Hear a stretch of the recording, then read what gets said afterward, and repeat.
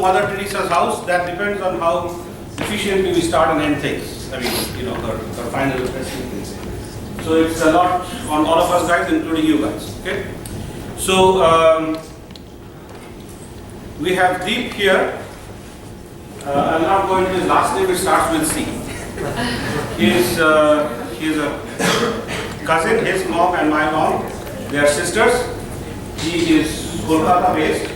In India, for secondary and higher secondary education, school education, we have a 10+2 system. I know in the US you have elementary school, middle school and high school, which is also a total of 12 years, so it's similar. The way the medical education works is a bit different though. So right after the +2 here, which is after your high school, that's when people enter MBBS. And after you're done with your MBBS and then house staffship and internship, you are allowed to practice medicine. So you do not have to go through this undergraduate and pre-med. However, typically people would go for a second degree and so on. So people talk a little bit about that. But mostly what he's going to talk about, since he's doing his house staffship now, and he's about maybe, so most of you are going to be sophomores, I believe. So then he'll probably be a couple of years, 3 years older than you guys, or roughly of that age. Just so you get an idea. So he's going to talk mostly about healthcare system based on what he has seen. Just give you a little bit of background. What he has seen from his internship and house staffship. He's not yet a doctor with 30 years experience. He's hardly that old yet. So I mean, you can ask him the kind of questions you guys will have. And he'll give a short background, first of all, about the healthcare system. As you know, this is probably the #1 issue.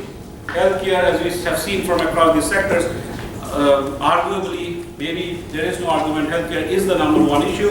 There are a lot of disparities, right? As I was saying, so the US medical science possibly is the best in the world.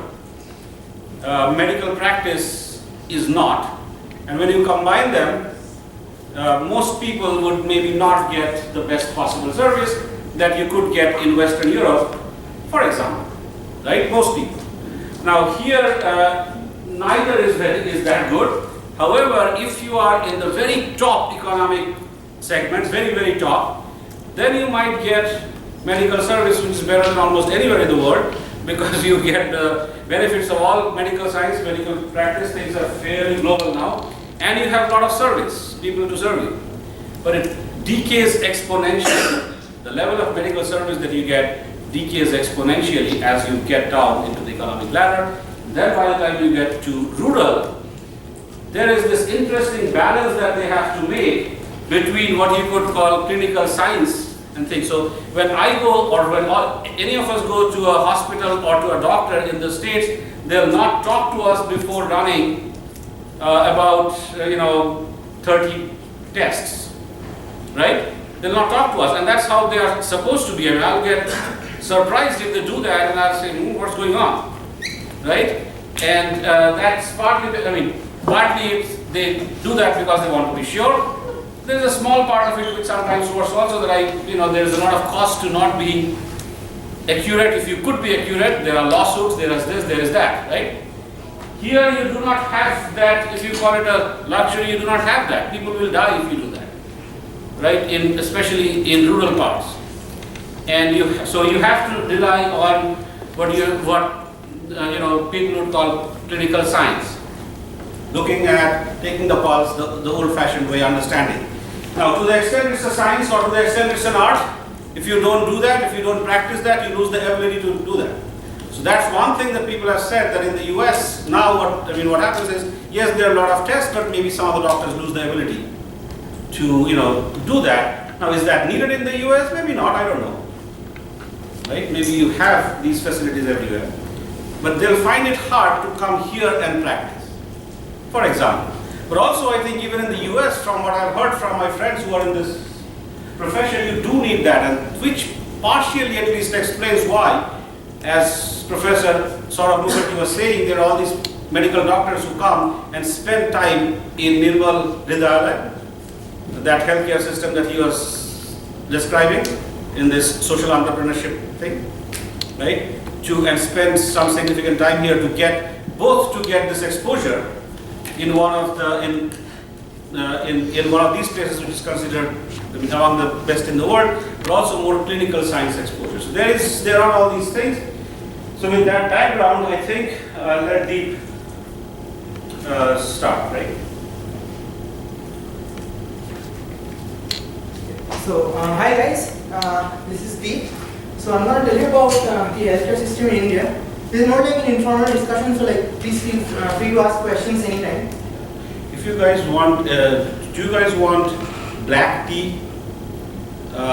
Just give me a show of hands already. 1, 2, 3, 4, 5, 6, 7, 8, 12. All right. Sorry. Yeah. So as Dr. Ganguly was saying, so you see, healthcare is one of these things that all of us, I'm sure, who are gathered here have had some experience. All of us have been to a hospital. We've had something or the other.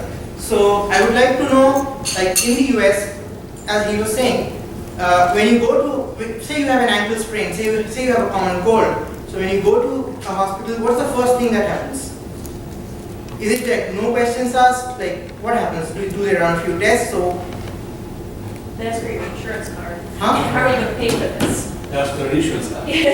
all right. So after that, like proper treatment. So what's the first thing that they do? Do they ask you to go through these tests, or what? They were like, what's the way? X-rays or depending Right. on So it's for us a basic investigation, right? All right. So out here in India, when you are talking about the best, maybe government hospitals, the best private hospitals, it's probably similar. It's probably similar to what you would have in the US.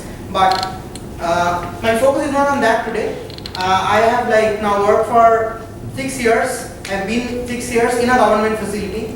The way it works here is quite different because first of all, the load of patients that we have every day and the minimum resources that does not actually let us to, as she said, get an X-ray done first things first.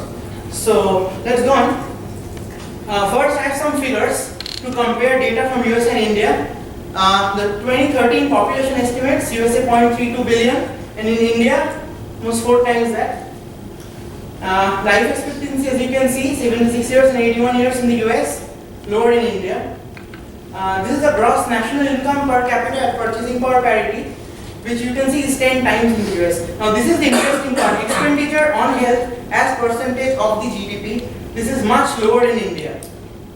Number of hospitals are higher, and as you can see, the ratio of number of people treated at a hospital, that is almost double. So I'll tell you how the system works here. There are essentially 3 levels of care: primary care, secondary care, and tertiary care. Primary care is basically the first interaction someone might have with the healthcare system. This is applicable generally in rural areas. So there is something we call a PHC, a primary healthcare center. There is something known as a sub-center, which is like the most peripheral part of the primary care. So a sub-center would cater for about 5,000, one sub-center per 5,000 of the population. What happens in a PHC is essentially, it's something you cannot even think of. I have a photo here. This is a typical PHC, a primary healthcare center. What you have there is probably one doctor and maybe one lab technician, maybe one nurse, and they have to take care of about 30,000 of the population and come in with any complaint. You treat them on the spot or you try to refer them. Also, you do not have medicines. I mean, say antibiotics. You do not have maybe 10 types of antibiotics. You have one, which you probably have to give for a stomach upset or a respiratory tract infection, and just hope that works. The situation is that in a PHC. By the way, just to give a quick background, this is not the kind of hospital that Rachel you went to.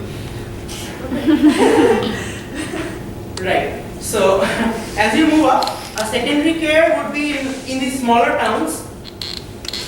This is much better than a PHC, but even here, you would not have all the facilities. You would probably not have all facilities to run all investigations. Maybe no CT scans, no MRIs, nothing. So someone comes to you with an ankle sprain.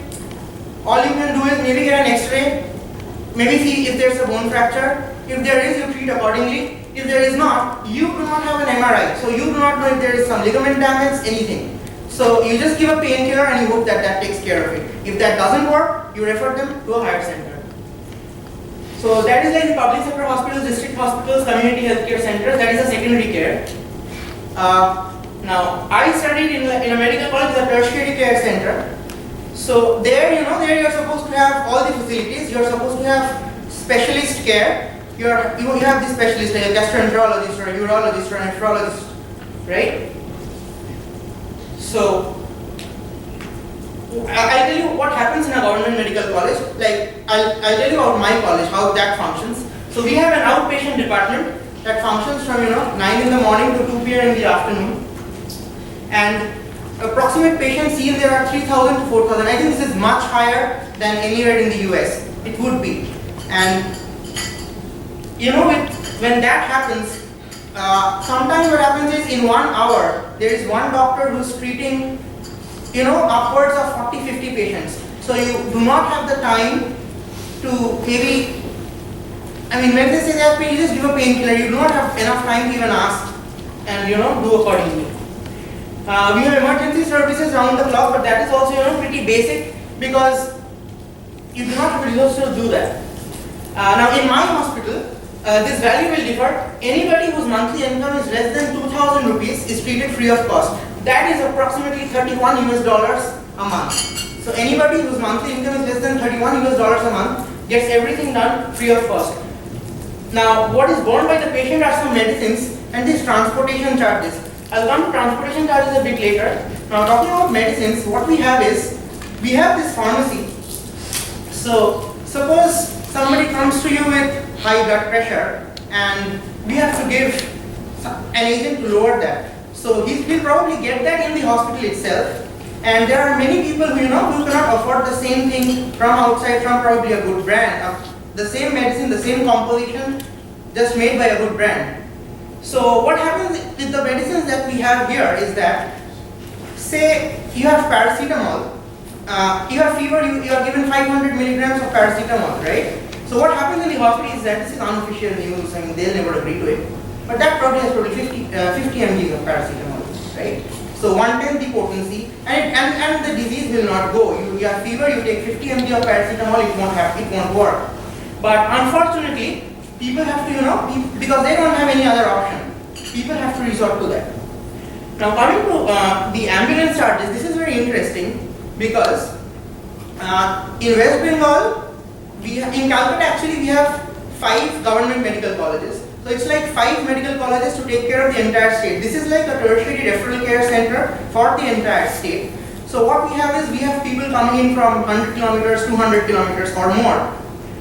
So sometimes the transportation charges are, as I said, free for less than 2,000 rupees. Sometimes transportation charges are close to that. So somebody in my family has some disease and I have to spend my entire monthly income on the transportation. So by the time they are here, the only thing is I don't have money, I don't have anything. So just give me anything, give me any treatment, because I do not have the money to go anywhere. I cannot afford the medicines, and if you do not do anything, I cannot do anything about it anymore. If my relative dies, so be it. That's it. So I'll come to non-availability of beds. That is something like, you see, our government hospitals are always they're always full of people. What happens is, imagine this to be a government hospital ward, and say around this place we have around 30, 40 beds, and out the hospitals you may have seen, spick and span, probably this place, you place for 30 beds here, it'll be a hospital. But out here, it's not like that. People have to share beds, so 1 bed for 2 persons. And then there are things which are much worse. There are something known as trolley admissions and floor admissions.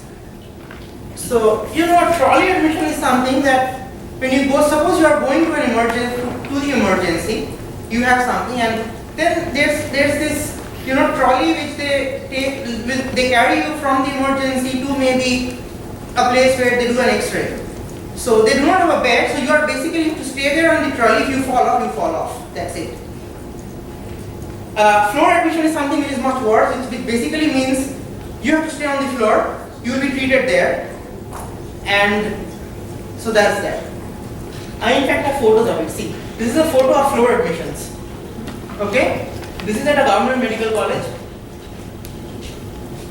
And okay, so what happens is, because we are always so full, I mean, you go to a government medical college and you want to get admitted, you have a disease, they'll always tell you come 1 month late, come 2 months late, because there is never, there are never vacant beds.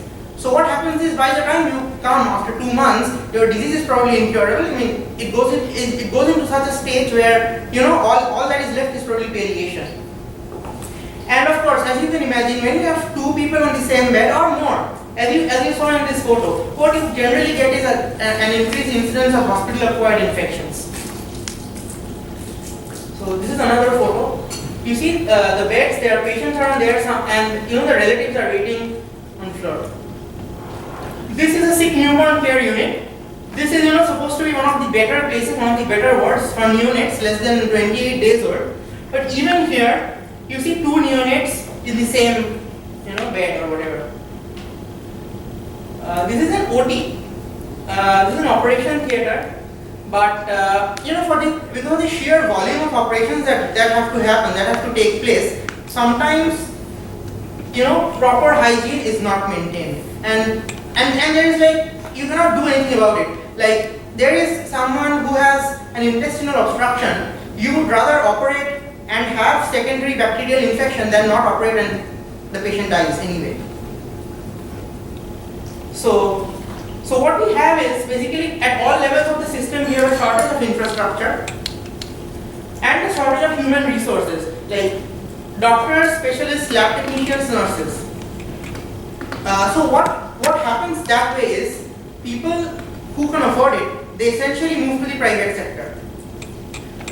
Now, what happens when you go to the private sector is that, another thing which I forgot to mention is that in India, the idea of preventive healthcare hasn't caught up yet. So people go to a doctor only when they have a disease. Okay? So nobody here monitors their lipid profile. Nobody. Right? There are no regular pap smears, nothing. People don't do that. When you have a disease, you go and get treated. If your disease is in a stage where it's incurable, so be it.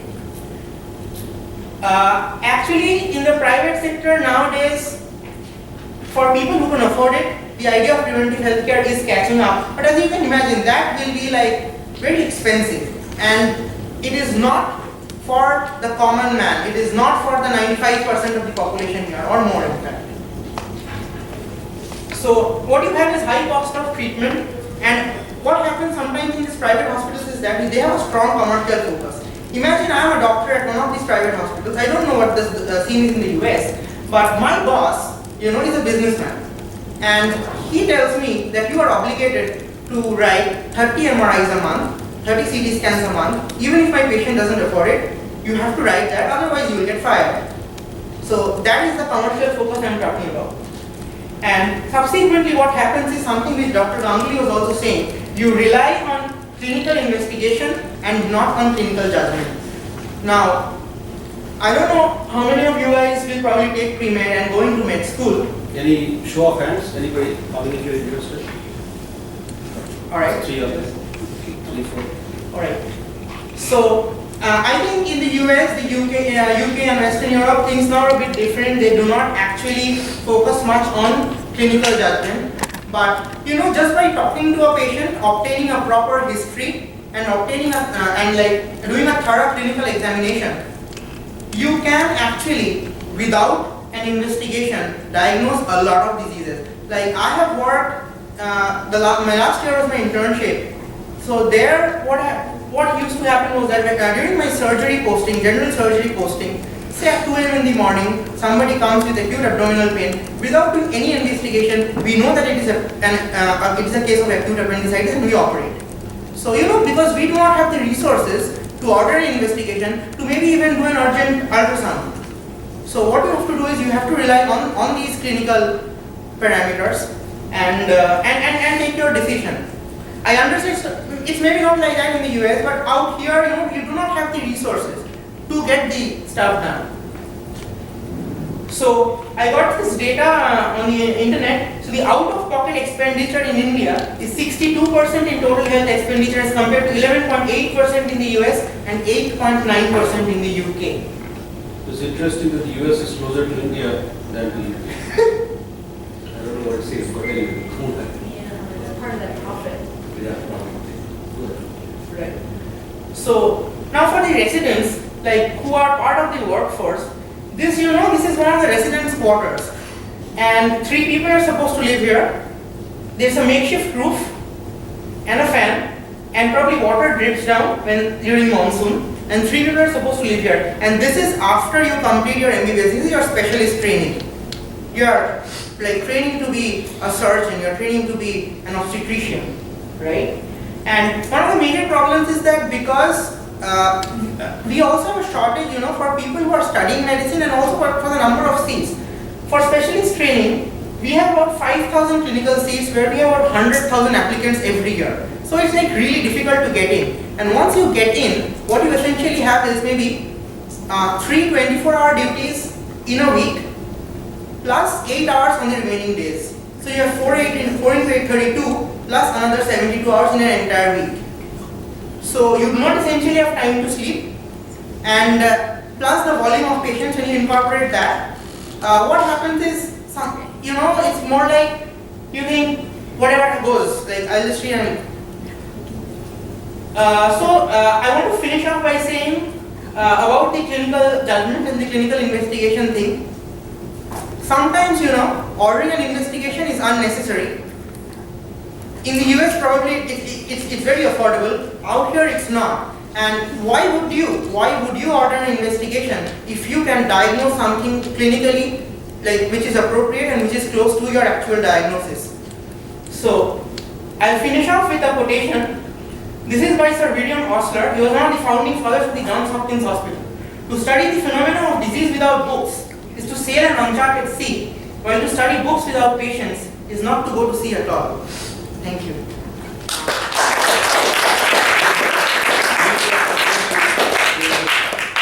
Can you just leave that quotation on? So what we would like to do is, there are 3 of you who said who are interested in pre-med kind of thing. If you would just come forward a little bit, but all of you guys please participate. We'll make Dick sit on that chair and we'll have a Q&A session. Yes, you are. So please take a chair, Rachi and William and Ira. Yes, you can ask each other questions. Yeah, so you're part of the panel. Let's see how you react dynamically. Come on, Rachi, take one chair. So form a chair like that, you'll be our panel. And I know it's dynamic and that's fine. We'll put Nick Arden on the spot right now.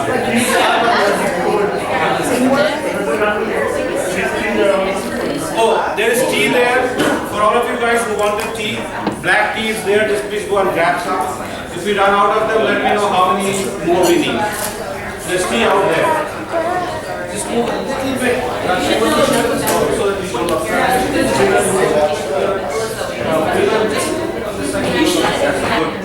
All right.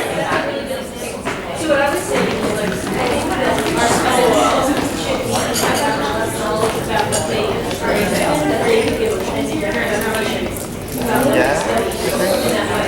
So first of all, how would you rate Deep's presentation? If you think it was good, please give him a...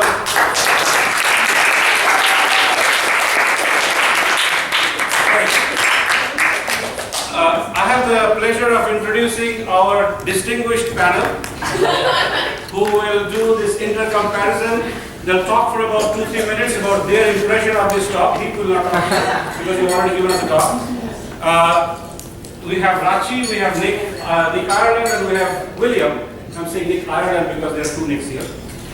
So who will just give a 2-minute summary of what they think of this presentation and any other thing that they have seen or heard. And then we will open up the floor for questions, focusing mainly on US-India healthcare systems, but also anything else. This is your opportunity to get back. No, I'm just kidding. So, who would want to start among the three of you? Nick, yes. Okay, so Please speak up a little bit. okay, I'll try to speak up. I was fascinated by the disparity between like the lower and high end of like the healthcare that you get treated, but also just like walking around India, like it's so interesting how many like druggists there are, like druggists in pharmacies, and you don't need prescription, like you just go up and ask for something. So I was kind of like another world, like thinking about that in the presentation, like what is it going to come up? Because it's so interesting to me, like how do they like obtain the drugs from like drug companies? Like how do they get the drugs to sell to people? I don't really understand that. I think the regulatory framework, is not very good. That's one of these things. So we also have, over-the-counter medicines, but you can practically get anything here. I mean, except morphine, you would get anything without a prescription. What do you want? UHCS. What do you want? Yeah, but it's just so readily available. Exactly. And I feel like You made that's this like face when I said that that's not an experiment you can do. like I feel like It is. it's Oh, like yeah, you're like, oh, I that's think I have this disease, but I can't afford to get a diagnosis, but I hear this drug treats it. So you can Sometimes just, it's not like that. Sometimes it's also like, I can probably afford to get a diagnosis, but I would rather take medicine and treat myself. No, go ahead. You guys go. So it's like, Okay. why waste time? Speak up, though. You're not just talking to yourself, you're Right. talking everybody else as well. Speak up. That brings up a question for me about antibiotic resistant infections. Exactly. That is what I was about to tell you. So that actually contributes to a lot of antibiotic resistance out here.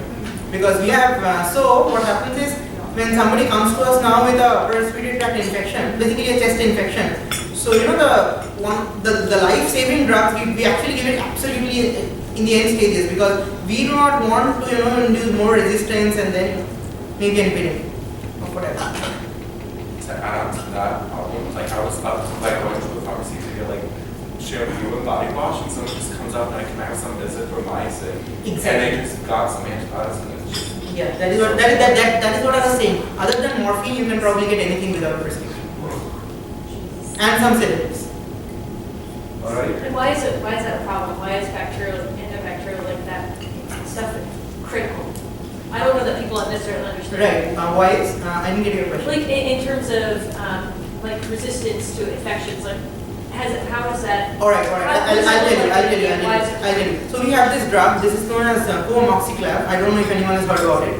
So coamoxiclav is sometimes given for chest infections, and for some serious skin infections and soft tissue infections, it is a potentially life-saving drug. I mean, it works wonders.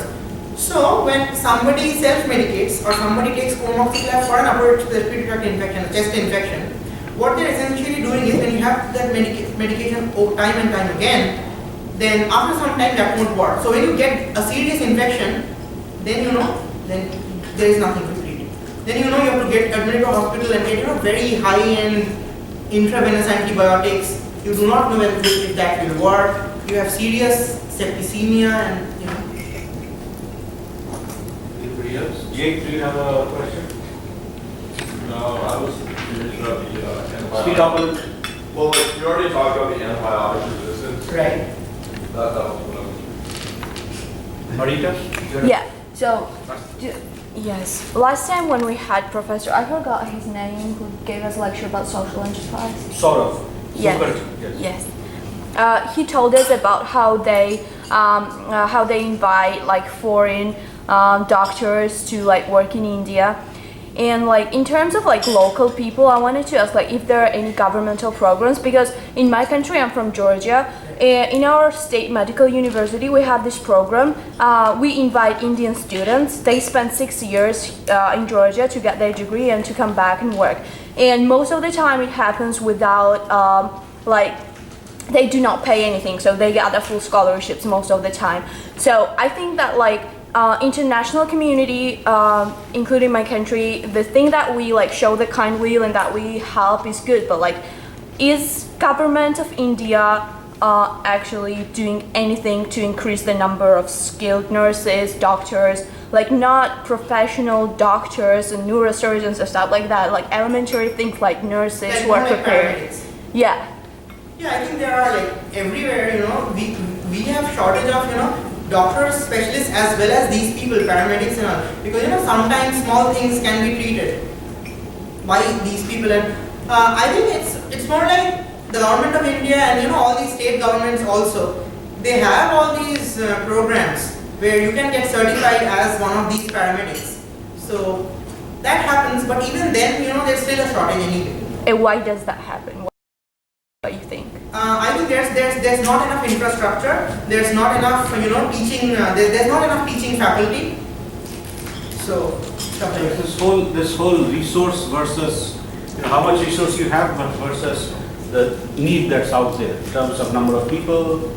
I think that was the point when previous From IIM. yeah, he told us that they were inviting foreign doctors. I think that it is good in terms that if they can increase the number of professionals, then the professionals who were taught by them in India, they can help others and that training will work eventually. Yeah, it's not a question of education. It's not a question of foreign doctors coming to India and teaching. Foreign doctors probably will not be able to teach this whole clinical investigation kind of stuff that he's talking about. In fact, they come here to learn that.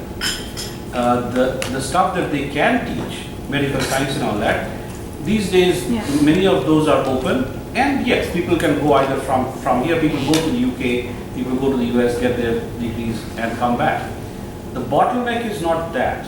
The bottleneck is just number of doctors, number of paramedics, even with all government resources that's poured in, versus the need that's out there.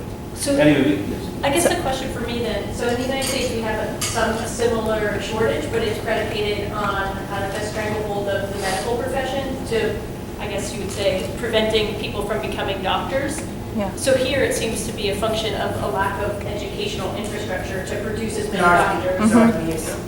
Yeah, exactly. Because I think most US, UK, Western Europe, Mali, what China. you essentially need is undergrads. I mean, out here, undergrad medicine is like an undergrad course, MBBS. So what you essentially need is for the number of people who pass out doing their Bachelor of Medicine and Bachelor of Surgery, you need an almost similar proportion of seats for specialty training, and here we do not have that. I think that is of prime importance. So you Okay. think that the main problem is the problem of ratio? One of the main.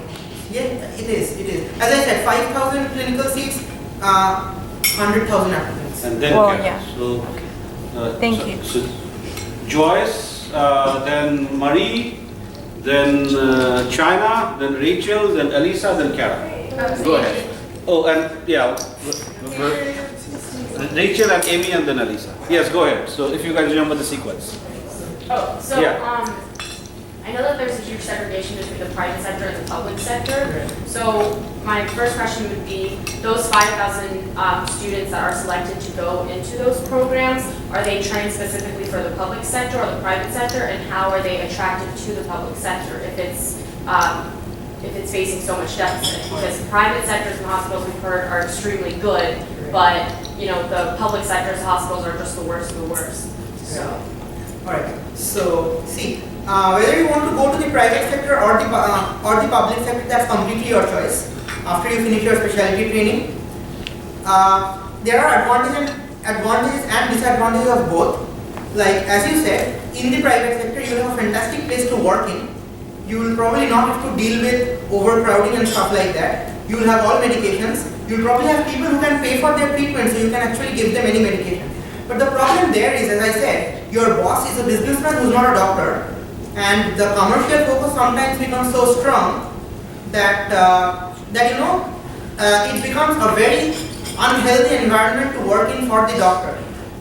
I mean, there are stories where somebody has expired, a patient has expired, and they still keep him on the ventilator for a couple of days just to increase the medical bill. So there are stuff like that. Now in the government sector, the advantage of working in a government sector is that the patient volume is so much that you'll always get to see a variety of a spectrum of diseases. You'll get to see the clinical signs, as I said, clinical signs of diseases, which you'll probably never get in a public sector. Also, there, what happens, these are all teaching hospitals. So, you're involved in teaching and, it's more a peaceful, it's more peace. It's like how it is for a faculty. So it's more like that. So you go at 9 a.m. in the morning, your work is done by 2 or 3, your evening is free, you can do what you want, you can teach students, you are constantly updated, stuff like that.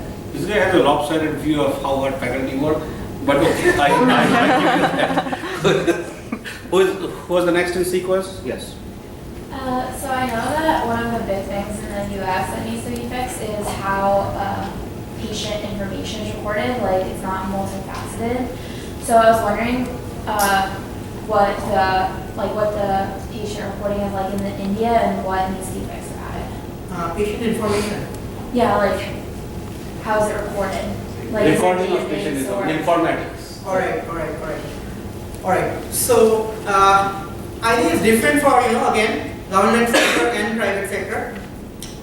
In the private sector, you go to a hospital, first time, your first visit, you are probably given a unique ID, and you go back again and again. So you have all you have all your information stored there. Just to set the context, they are trying to come up with things like this, but there is the kind of social security number that identifies you as one individual in the US. Anybody.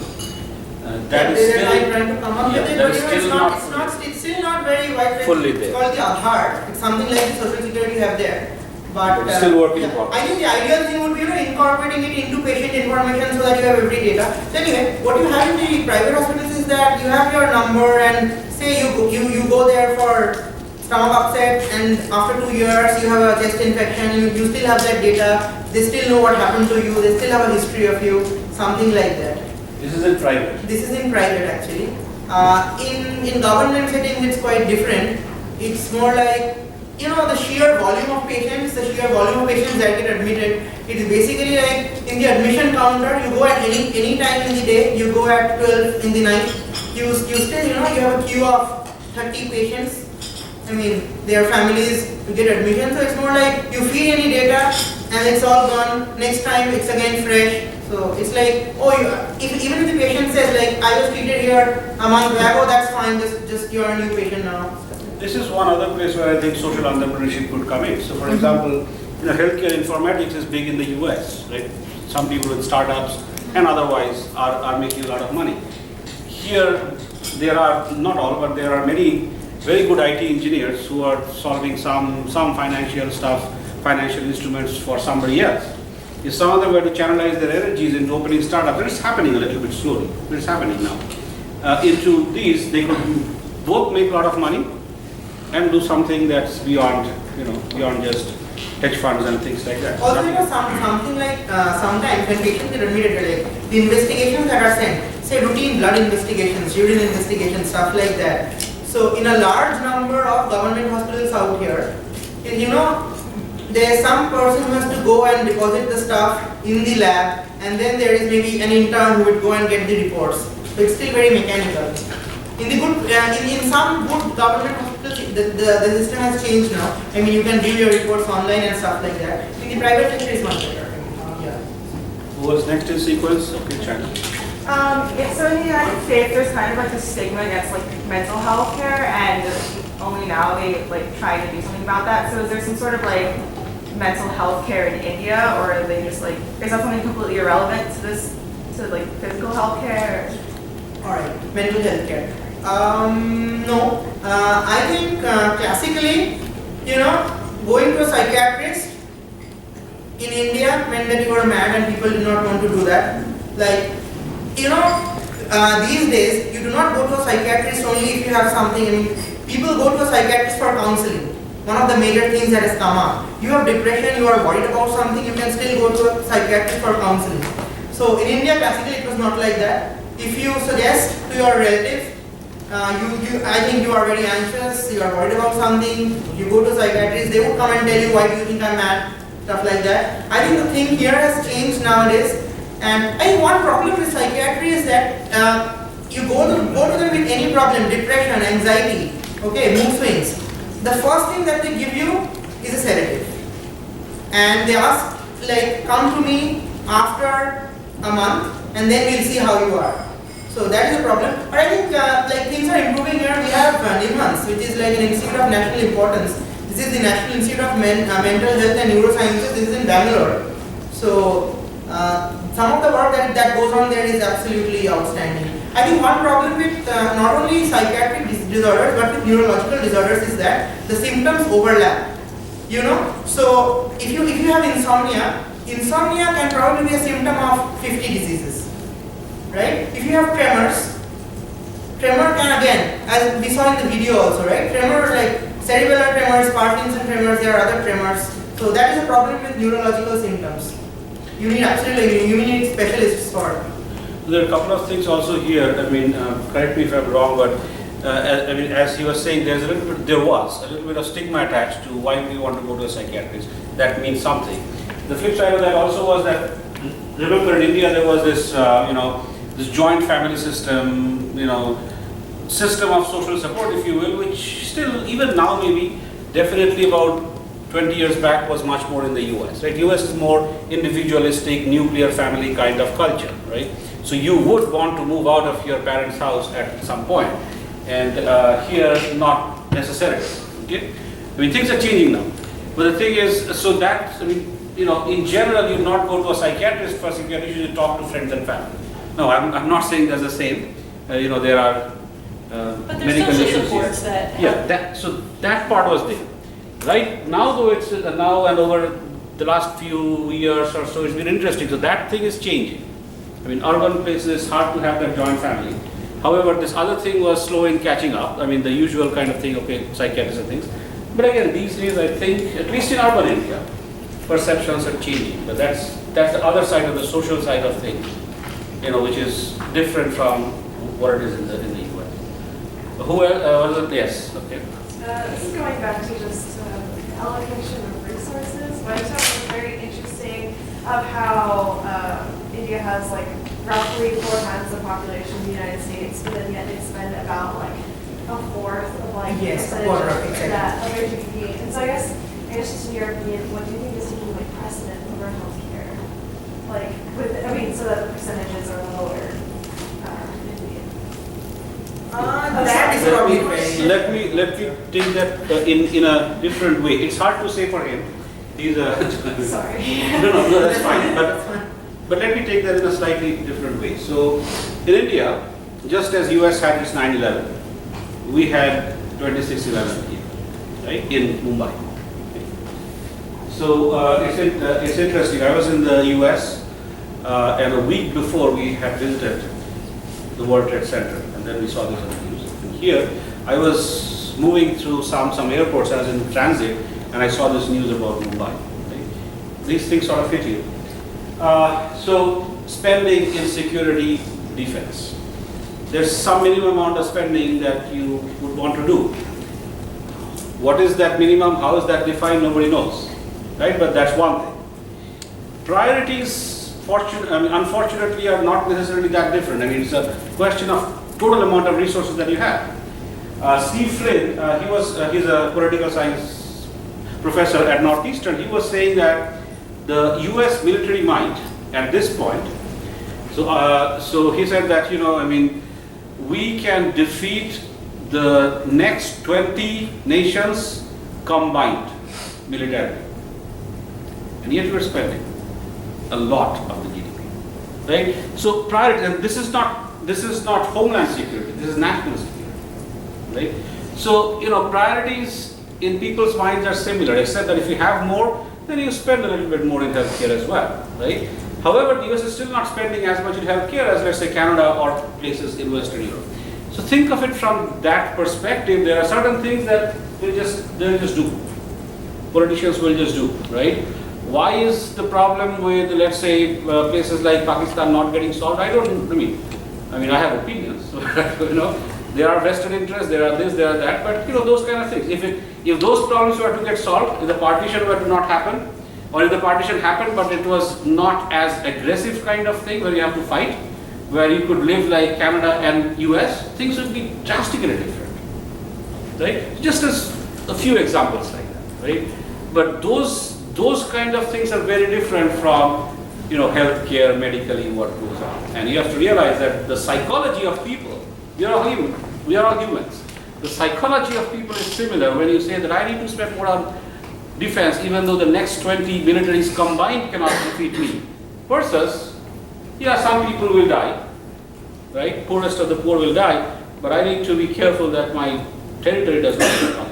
Psychology I is the disagree same. with you. Okay. I don't think human psychology is universal like that. I mean, I think that these are social systems that people make and their choices, right? So I don't know.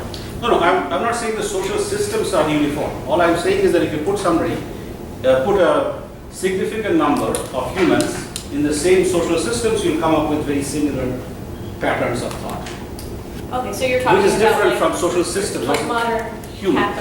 capitalist society. Okay, we agree. Well, But I you don't have to agree. You don't have to agree. Yeah. Well, I'm within happy those to- parameters, right? Like, You don't have to agree.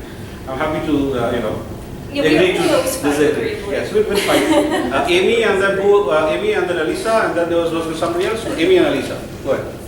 So I wanted to ask first of all, have you heard of Atul Gawande? I'm sorry. He's an Indian surgeon in America. Who? Atul Gawande? Atul Gandhi. Okay. No, Gawande. I don't know. Spell it. Gawande. Okay. Okay, sorry. No. I Okay. mean, sometimes the last name may be spelled in a different way, but okay, that's Well, fine. Anyway, so he's very well known in America for doing science writing while being a surgeon. He's written, Popular science. writing on like healthcare systems in America. And so he's written, the article came out in the New Yorker last month called America's Epidemic of Unnecessary Care. And so I just wanted to comment that when you were talking about overdependence on clinical investigation, it's very similar in America. Like he talked about how much unnecessary testing there is and how much that's costing us. So I wanted to let you know that's Right. also a problem in America. And I would highly recommend a lot of those articles. But anyway, so I wanted to ask something else that he's written about is the idea of the patient as a customer. In America, how healthcare is like commercialized, and especially in American culture, you go to the doctor and like, I don't know, you like go to one doctor, if you don't agree with that doctor, you can go to another doctor. But like in the 1900s, it was more, you went to the doctor was like kind of the boss, like he would tell you what to do. So I was curious culturally what the... So like it's become more commercial. Okay. No, that's what I'm asking. So it's become more commercial. Yeah, like the patient is the customer and the doctor kind of has to cater to the patient in America. Out here, I think the situation is that that actually applies to these private hospitals, as I was telling you. In the government hospitals, it does not apply. Nobody is a customer there. People actually like want to treat patients, but the problem there is that you have to treat probably 50 patients in 1 hour. So you do not have time to listen to their complaints properly. So I mean, I was in my ENT posting, like otorhinolaryngology, ear, nose and throat. So what happened there was we have a major proportion of ear discharge. So you listen to 5-10 patients upfront. After that, ear you give ciprofloxacin, ear drops go. Ear ciprofloxacin, ear drops go. That is what you do. So they are customers, but you do not have the time and. So this customer thing also, just to sort of take it a little bit broader. This is there in the US.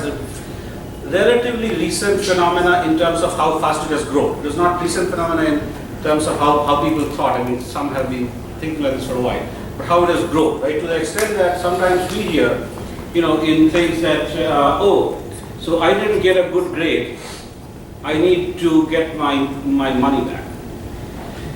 And we hear that, right? I mean, occasionally. And- Occasionally, yeah. Yeah, and I didn't do this, so it's as if, okay, I don't need to study, I just get grades. And the fact that there is a high tuition fee or things like that, I cannot help that as a professor, that's not what I can do anything about. But I understand it's an issue. But the fact that, all these things are there, right, significantly there, to some extent is beneficial. Right? To some extent, yes, you are looking at everybody as giving service. But if you take that view, you will not get most of the people who have other options, like some of us, will not come to these professions. I mean, I'm just being frank, right? You will not see the good doctors come here. You will not see good people coming to universities anymore. If that were to get more prevalent. As of now, it's a very small vocal minority. So just point those students to, I think it was Euclid's famous thing, kid, there is no royal road to learning. You have to put in your effort as well. Okay?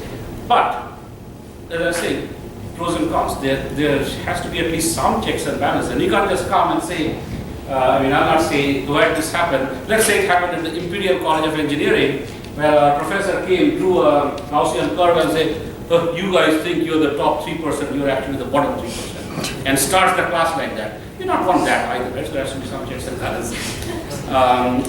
Elisa and then Karen. Hi, I'm Alyssa. I'm from the Philippines, and one of the biggest problems in the health sector back home is this phenomenon called brain drain, where we do produce a lot of doctors and nurses with quality education, but they all leave the country in search for better salary in like other countries such as the US or Europe, so resulting in less services for the Filipino people. Yeah, and so I was wondering, so it's not necessarily a problem of educational infrastructure, but more of like will to stay in the homeland, as they call it.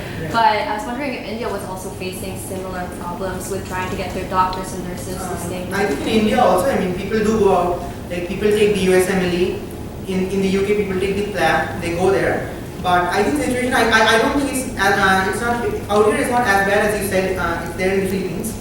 Also, like for me personally, I would love to go and study in the US, take the USMLE. But for example, like if I want to do surgery, I know that if I take the USMLE and I want to be, a surgery resident, I will not be given surgery. I know for a fact I will not be given surgery. I'll have to do psychiatry, maybe. So there's this thing about what subject choices you will get. So that is one thing which pulls, that out. And one more thing, recently the Indian government is trying to implement something. I don't think that will work though. That is, they are for doctors who want to go to Europe, UK, US, anywhere to study, they have to sign a bond that they'll come back to India. I do not think that will work. I think also the situation is changing, whether it's engineering or in medical profession.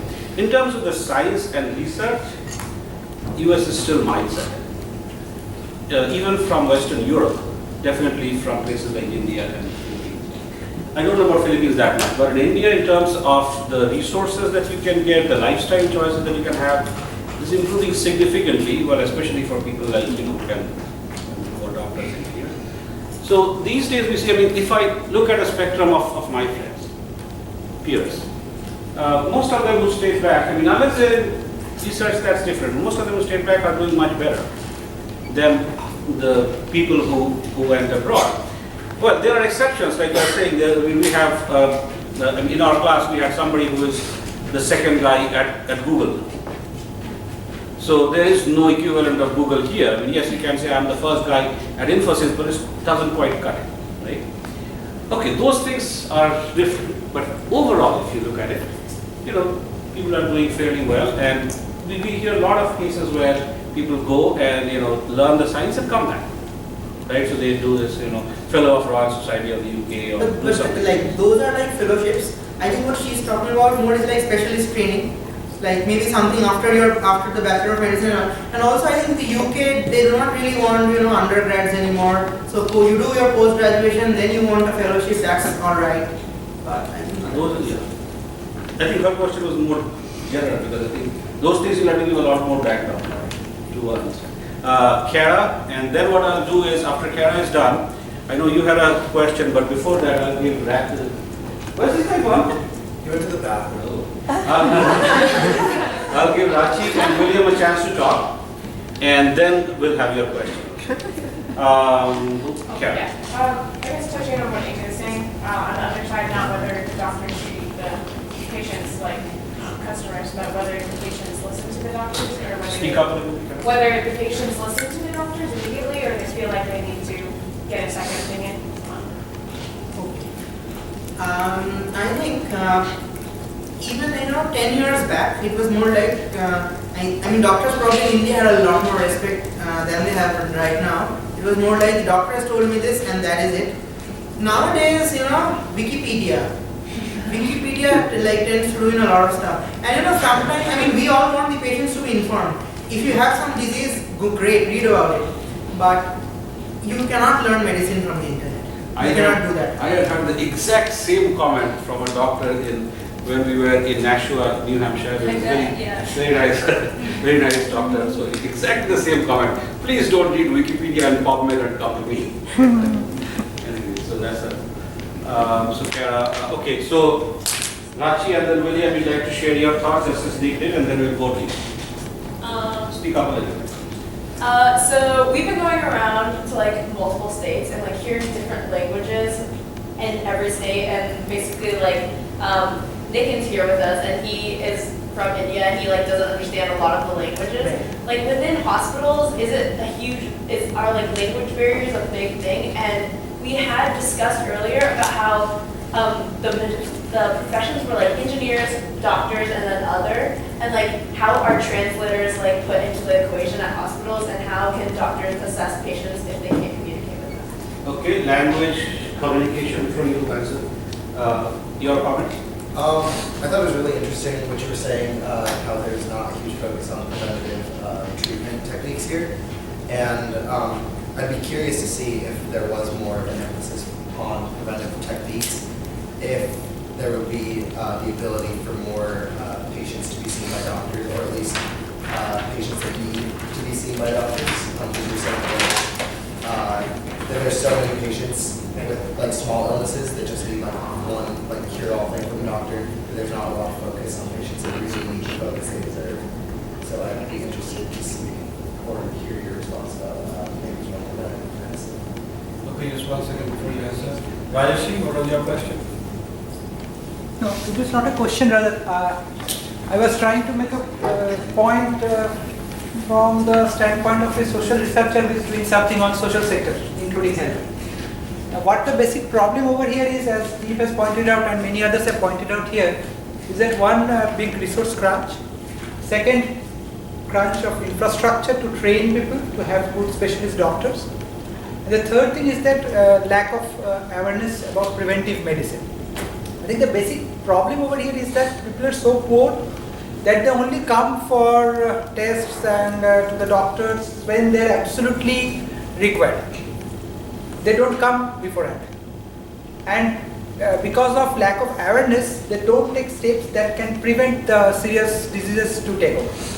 The second thing is that about medical training, there are lots of new facilities coming up, but the infrastructure there and the training facilities there are still very poor, especially in the private sector. And for long, about 50 years, it was thought that the specialist training both in engineering and in medicine would be sponsored by the state. But India has one of the lowest tax GDP ratio of the world. In fact, it is about 1/6 of what is in US. Second, it has one of the highest indirect to tax ratio. So most of the tax is indirect tax, which is regressive. As a result of which, the government does not have enough money. The private sector has not come up in medicine because people do not want to pay for that sort of training and learning, and student loans have not yet taken off in India in a big way. So combining all these, we have a serious fund crisis. Government can't spend, there are not enough private sector facilities available, and people are both unaware, not educated, and do not have money to come for this thing. So that's what makes the problem. There was one more thing I just remembered. You see, lack of education here is so bad, that the situation is so bad that sometimes when, like, I have worked, in rural India, or even at my hospital, which is in Calcutta, what happens is that when somebody, they come with some disease, I don't know, maybe they are, maybe they have fainted, something like that, and you check and you say that everything's fine, it's alright. Okay, I'll give you medicine, I'll observe you for a couple of hours, and then I think you'll be fine, you can go.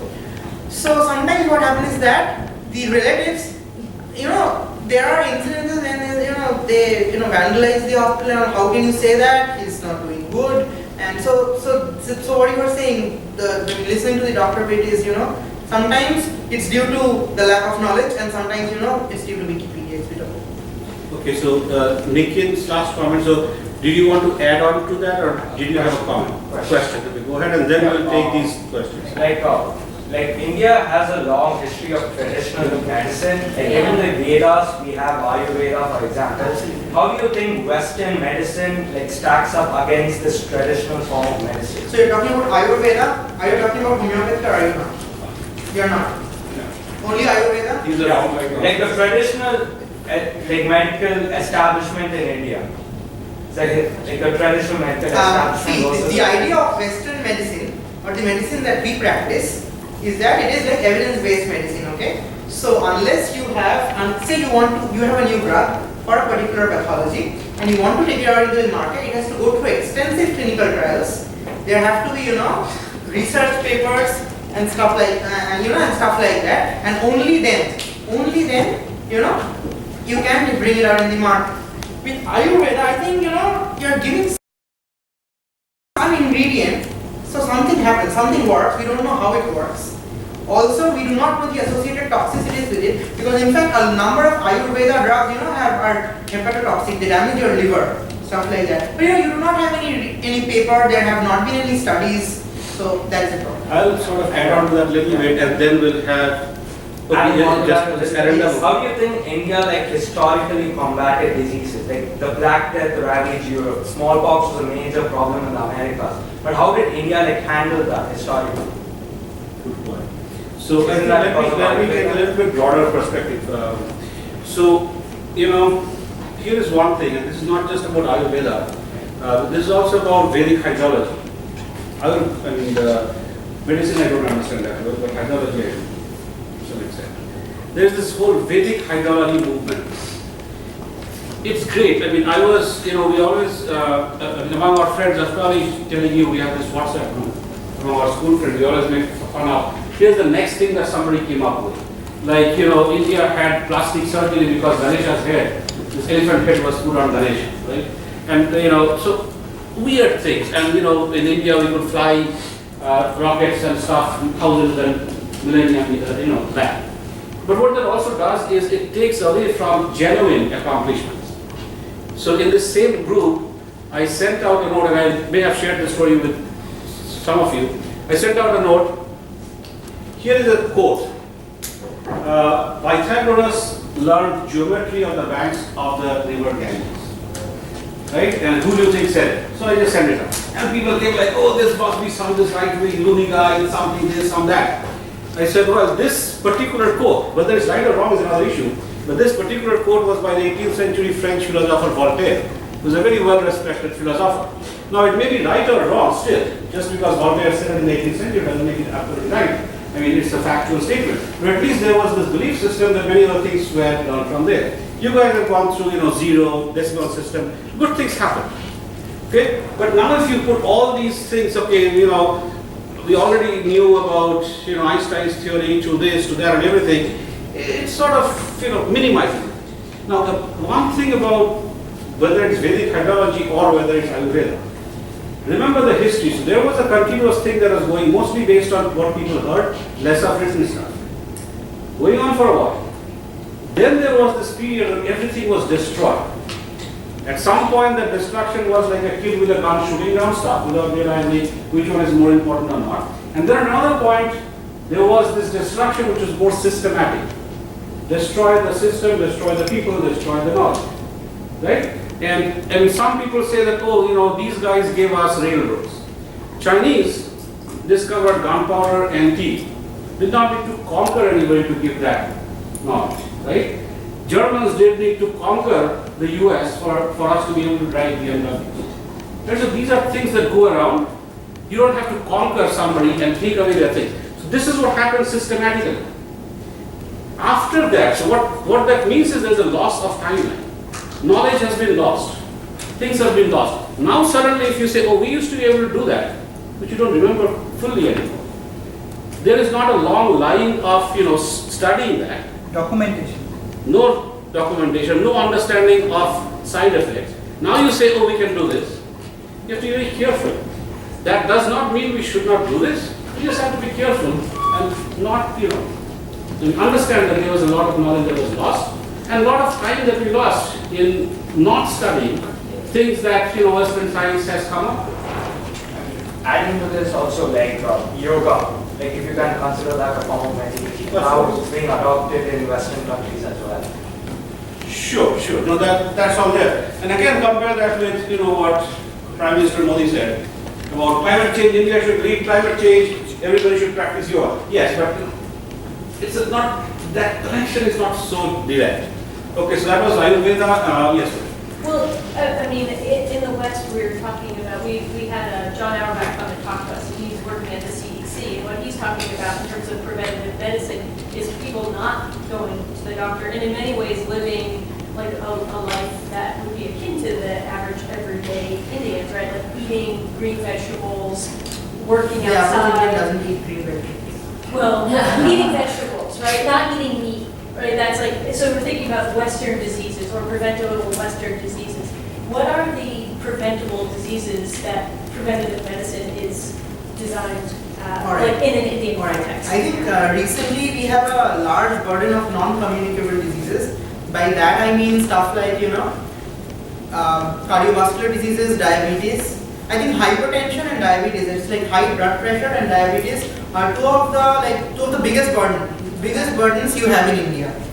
So one major problem is that with diabetes, like obesity, central obesity, lack of exercise, lack of daily activities, that or diabetes, these are all preventable factors. And for hypertension, one major thing is smoking. Because you probably have seen on the roads, I mean, not only in Calcutta, anywhere, all the places that you have gone to, a large proportion of people here smoke. And smoking, like not only heart diseases, but there are a number of cancers and stuff like that. I mean, we say that by 2020 in India, every family will have one cancer patient. So it probably also has to do a lot with the pollution in general, the air quality and stuff like that. One other thing that this makes me think, and we are sort of discussing, this brings back Nikki's point in a different way as well. So this whole patenting thing, right? It's a pro and con thing, right? So the US has patented almost everything by now, a lot of things, cancer. So in a place like India, you'll have more incidence of cancer, we'll have to get patented drugs, which are enormously costly. And then there are these patent battles that are being fought about generic drugs versus this drug. So that is what causes this thing. The US would say if you do not have, the US being one example, if you do not have these patent laws, people will not feel the need to invent, right? That thing is lost. Nobody will invent because people can be saved, right? Who invents because you just want to save lives? I'm just saying. But then India will say if we have to take those patents at that cost, right? Then so many thousands will die, right? So what is the battle? And nobody will say yes, let them die, but that's the kind of thing. And then even within India there are these huge disparities.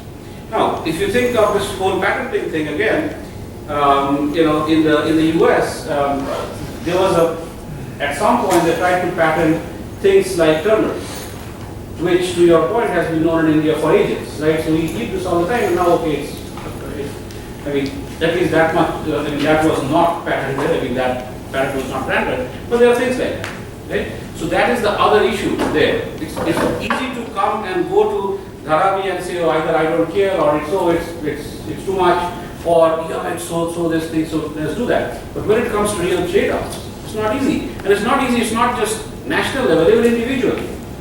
Right? Would I give up my patent for, okay, there is this thing? I don't know. Right? So these are hard decisions. You got to comment. Yeah, I just kind of wanted to add a civil engineering perspective to this whole conversation.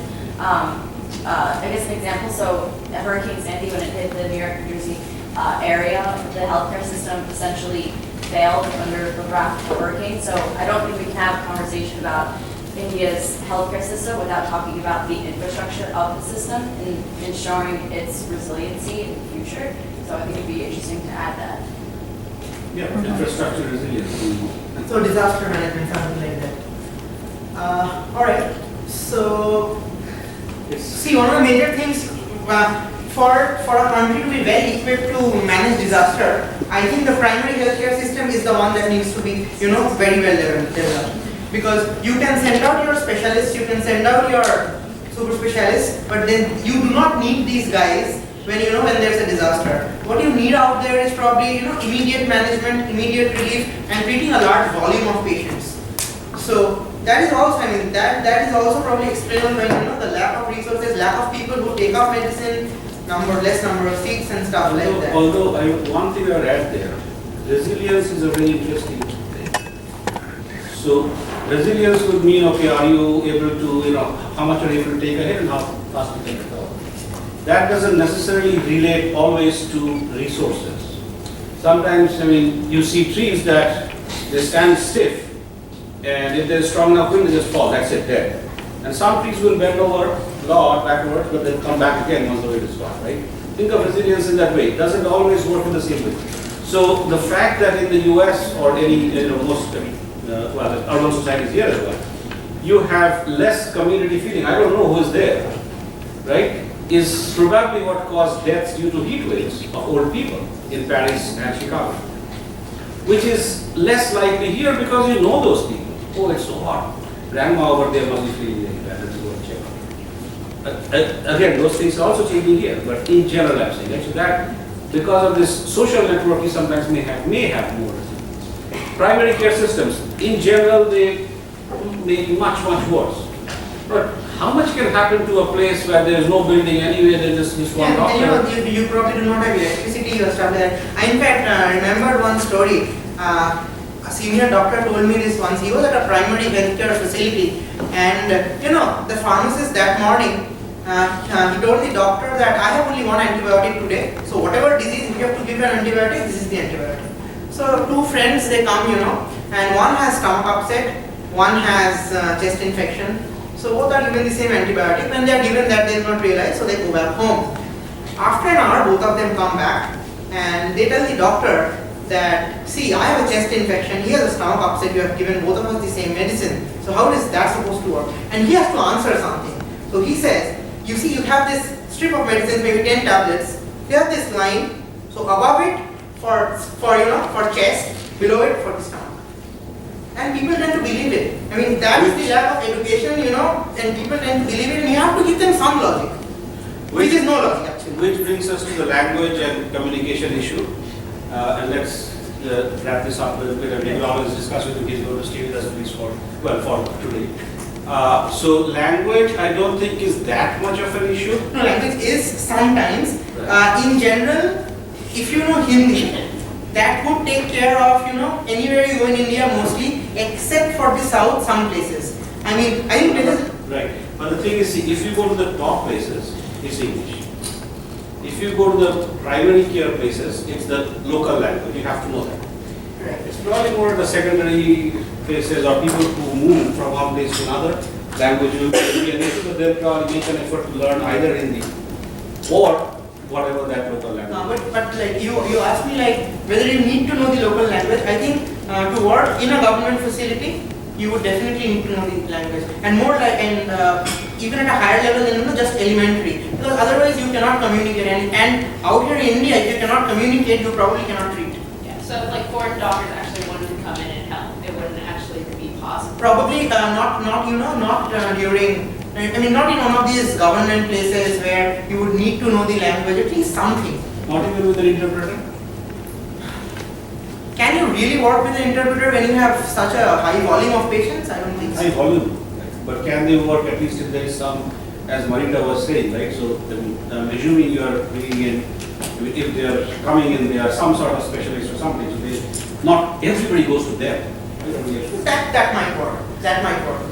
Well, my sister goes to she is a student at a hospital, a learning hospital in downtown Kansas City, and there's a lot of Hispanics down there, and the Hispanics go into the hospital, and a lot of doctors don't speak any Spanish whatsoever, so they need a translator, and there's a high volume of them, so they can't treat them fast enough ever since. That's exactly what I was talking about. Yeah. That's exactly what I was talking about. All right, preventive medicine don't need no drugs, so that's very common. We don't go and so there was this question from you about preventive. I think so. I think 95% of the people out here cannot afford preventive medicine. because people cannot afford to do routine blood tests twice a year or at least once a year. So that is there. For people who can afford it, I think it's there. For people who can afford it, it's there. But then you are talking about less than 5% of the population in India. I mean, I think even less. What percentages would you say of specialized doctors are focused on Pediatrics? I think in general, pediatrics is one, is one of the most sought after professions out there. I mean, what is life expectancy after, like the first couple of years of life? It is. I think, right, if you talk about Southeastern Asia, India has like one of the worst infant mortality rates and perinatal mortality rates. In fact, under 5 children disability, stuff like that. I think Sri Lanka does like very well. Sri Lanka has very good. Once you get after that, though, what is the like once you survive infancy? Then they get a bit better. Let's, in the interest of time though, let's have this up. I mean, he'll be here. We can you can hear more from him. 2-sentence summary of what you have learned based from where you started, starting with me. Oh my goodness. I guess I just learned more about the difference between America and India.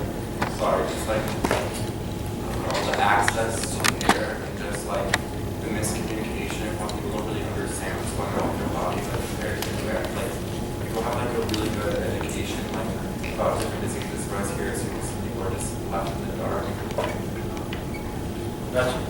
I think I learned a lot about like the emphasis of like culture on like how I guess like different parts of the government work. So like in the US, like having that preventative care versus here where it's just like when it shows up, like you go. And then also I guess also like I like the infrastructure, like how infrastructure is like very, very important in order for like a good system to work properly. Kind of like related to Nick's, I noticed that there is a difference in the amount of trust people put in the doctors in America compared to the US. In America, I feel like there's not a lot of trust in your medical professional. Like you seek second opinions often. And in India, like we were saying about the like giving the same answer out of it. People are Right. saying, And if you have a good enough logic, then it works. So with that, let's, if you like my writing and my figures, please give me a big hand now. Please give a hand.